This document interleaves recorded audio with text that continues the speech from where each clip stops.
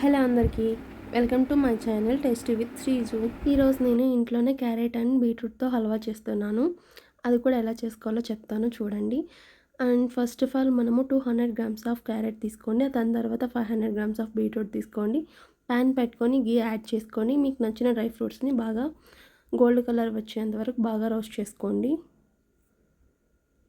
ఇలా gold colour వచ్చేంత వరకు ఫ్రై చేసుకొని తీసి పక్కన పెట్టుకొని దాని తర్వాత అలానే అండ్ క్యారెట్ బీట్రూట్ మనము తురుముకున్నాం కదా, అవి గీలో యాడ్ చేసుకొని బాగా అబ్జర్వ్ అయ్యేంత వరకు బాగా మిక్స్ చేసుకోండి.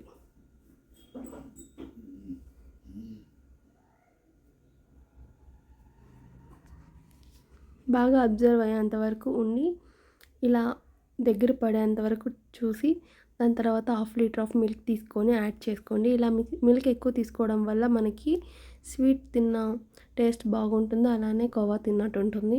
సో నేను ఎప్పుడు ఇలానే చేసుకుంటాను. అండ్ ఈ ప్రెగ్నెన్సీలో నాకైతే ఎక్కువగా స్వీట్ తినాలనిపిస్తుంది. సో నేను ఇలానే చేసుకుంటున్నాను. మీకు నచ్చితే మీరు ఇలానే చేసుకోండి. మొత్తం ఇలా దగ్గరికి పడేంత వరకు కలుపుతూనేనండి అక్కడే ఉండి.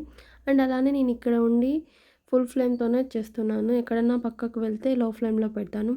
ఇప్పుడు మీకు కావాల్సినంత షుగర్ యాడ్ చేసుకోండి. నేనైతే 3 కప్స్ ఆఫ్ షుగర్ యాడ్ చేసుకున్నాను.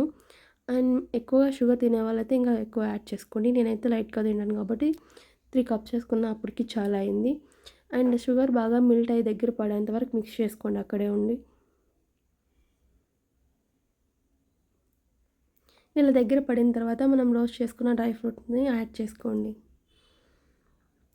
ఇవన్నీ యాడ్ చేసుకొని మళ్ళీ ఒకసారి మొత్తము మిక్స్ చేసుకోండి. ఇలా చేసుకొని తిన్న తర్వాత టేస్ట్ ఎలా ఉందో నాకు కామెంట్ సెక్షన్లో చెప్పండి.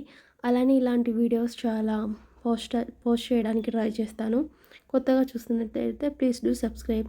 అండ్ నా ప్రెగ్నెన్సీ జర్నీ కూడా మీతో షేర్ చేస్తా.